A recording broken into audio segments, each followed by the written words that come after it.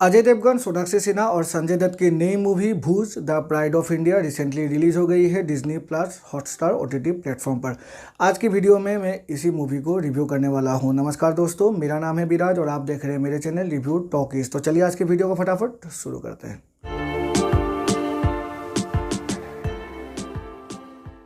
भूज की स्टोरी सन 1971 भारत पाकिस्तान की युद्ध पर आधारित है।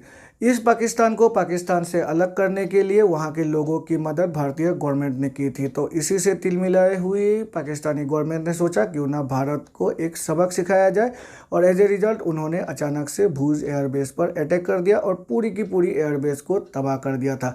इसके पीछे पाकिस्तानी गवर्नमेंट का एक मकसद था। भूज एयरबेस एक लौती ऐसी एयरबेस थी उस समय जो वेस्टर्न पार्ट ऑफ भारत को, जो भारत की इंटायर भारत है, उससे जोड़ा करती थी। जब भूज एयरबेस को तबाह कर दिया गया उसके बाद जो वेस्टर्न पार्ट है भारत की, वो जो दूसरी पार्ट से भारत के, उससे उसकी जो लिंक है वो टूट गई और पाकिस्तानी गवर्नमेंट ने अपनी सेना को वेस्टर्न पार्ट ऑफ भारत पे कब्जा करने के लिए फिर से रवाना कर दिया। तो यहाँ पर जो पाकिस्तानी सेना है वो वेस्टर्न पार्ट ऑफ भारत पर कब्जा करने के लिए कूच कर रही थी। तो उसी समय जो भूज एयरबेस के स्क्वाड्रन लीडर थे विजय कार्णिक, उन्होंने सामने की गांव की 300 महिलाओं के साथ मिलकर फिर से अपनी एयरबेस को बनाई और वहां पर फिर से भारतीय सेना को लेकर एक हवाई जहाज़ ने लैंड किया और फाइनली उन्होंने पाकिस्तानी सेना को वहां से मारकर भगाया और भारत को वहां पर भी विजय मिली थी। तो भूज मूवी की स्टोरी यही है।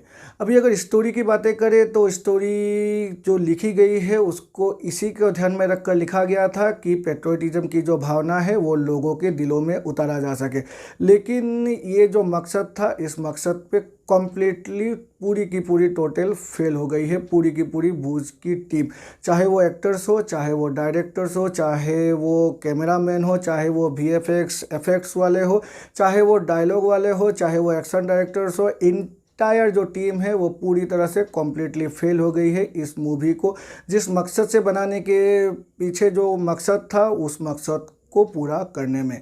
यहाँ पर अगर एक्टिंग की बातें करें तो एक्टर्स की एक्टिंग के बारे में बातें नहीं करना ही ज़्यादा अच्छा है, क्योंकि यहाँ पर सभी ने बहुत ही घटिया एक्टिंग की है। चाहे वो अजय देवगन हो, चाहे वो संजय दत्त हो, चाहे वो सोनाक्षी सिन्हा हो, मतलब सभी की एक्टिंग इतनी घटिया है। जब ये जो भी इस मूवी में जिन्होंने भी इस मूवी में एक्टिंग किया है, जब वो रिटायर हो जाएंगे, जब वो एक्टिंग छोड़ देंगे और अपनी जो वर्स्ट 5 मूवी के बारे में सोचेंगे फ्यूचर में, तो टॉप 2 में उन सभी के करियर की ये मूवी जरूर आएगी। इतनी घटिया एक्टिंग की है सभी एक्टर्स ने। अजय देवगन एक अच्छे कलाकार है और जब उनकी जो ब्रांड नेम है वो काफ़ी अच्छी है और उनकी ब्रांड वैल्यू भी काफ़ी अच्छी है। जब वो किसी मूवी के साथ जुड़ जाते हैं तो लोगों की अपेक्षाएं बढ़ जाती है और इसी अपेक्षा में मैंने इस मूवी को देखा।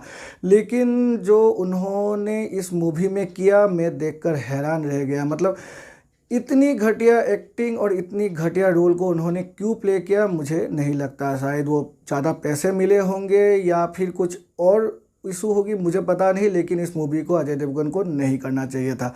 संजय दत्त, अब मुझे पता नहीं संजय दत्त क्यों एक्टिंग कर रहे हैं, क्योंकि उनकी जो एक्टिंग स्किल्स है वो काफ़ी पहले ही ख़त्म हो चुकी है। जब वो जेल से वापस आए तो उनकी एक्टिंग जेल में ही रह गई थी। सोनाक्षी सिन्हा एज ऑलवेज बहुत ही, मतलब उनकी ओची एक्टिंग है, काफ़ी घटिया एक्टिंग है। उसको उनको तो मैं एक्टर मानता ही नहीं हूँ। हाँ, दबंग जो क्योंकि सलमान खान की मूवी थी तो उसके ज़रिए वो थोड़ी सी पॉपुलर हो गई थी, लेकिन एज एन एक्ट्रेस वो काफ़ी घटिया एक्ट्रेस है और इस मूवी में भी अपनी जो घटियापन है उन्होंने रखी है। मतलब उनकी एक्टिंग काफ़ी घटिया है, उनके फेशियल एक्सप्रेशन भी घटिया है और उनकी डायलॉग डिलीवरीज भी घटिया है और उनका रोल भी इतना नहीं है कि वो अपनी जो छाप है उस मूवी में छोड़ सके। डायरेक्शन की बातें मैं यहाँ नहीं करूँगा, किसी भी दूसरी जो भी एस्पेक्ट्स है उसके बारे में बातें नहीं करूँगा। ये मूवी, जब मैंने इस मूवी को देखा तो इस मूवी की एक सबसे इम्पोर्टेंट पॉइंट थी वीएफएक्स, क्योंकि यहाँ पर आपको जो जेट प्लेन से उनको उड़ाना दिखाना था। यहाँ पर जो लड़ाई थी वो थ्रू जेट के जरिए ही थी, क्योंकि एयरबेस था तो उसको दिखाना था, लेकिन इस पर कम्प्लीटली फेल हो गई है। जो वीएफएक्स एफेक्ट्स थे वो काफ़ी घटिया थे, मतलब अच्छी तरह से नहीं थी।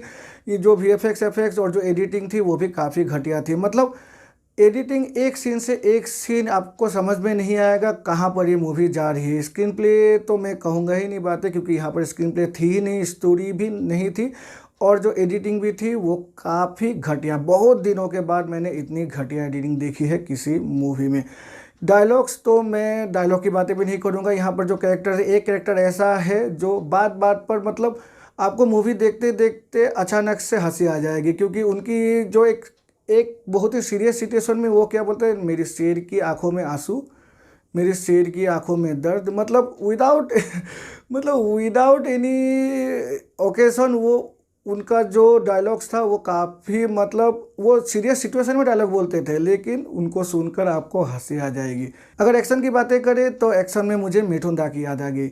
मैंने बचपन में मिठुन दा की एक मूवी देखी थी जहाँ पर मिठुन दा एक साइकिल के पीछे छुपते हैं और दो जो दुश्मन है वो काफ़ी गोली धड़ाधड़ मार रहे हैं उनको, लेकिन मिठुन दा साइकिल के पीछे छुप कर ही पूरी की पूरी गोलियों से तो बचते ही है और पूरी की पूरी फौज को तबाह कर देते हैं। मतलब ऐसी घटिया एक्शन सीक्वेंसेस है इस मूवी में, तो मैं बता नहीं सकता कितनी घटिया। आप जब देखेंगे तो आपको मतलब पता चलेगा कितनी घटिया एक्शन सीक्वेंसेस है इस मूवी में।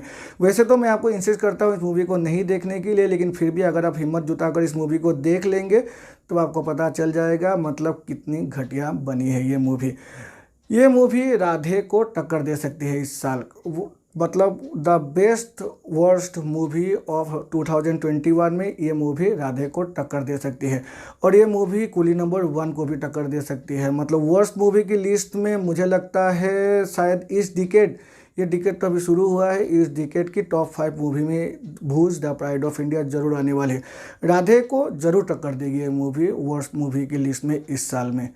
तो अगर पूरी की पूरी रेटिंग की बातें करें तो फाइनली रेटिंग तो मैं इस मूवी को दूंगा नहीं, क्योंकि ये मूवी लायक ही नहीं है रेटिंग पाने की। तो ये थी मेरी review Bhuj the pride of India की। अगर इस वीडियो को देखकर आपको अच्छा लगा तो मेरे चैनल को लाइक और सब्सक्राइब कीजिए, सब्सक्राइब करके बेल आइकन को प्रेस कीजिए, जिससे कि मेरे ऐसे नए वीडियोज़ की नोटिफिकेशन तुरंत आपके पास मिल जाया करेगी। तो चलिए मिलते हैं अपने अगले वीडियो में, तब तक के लिए goodbye and take care.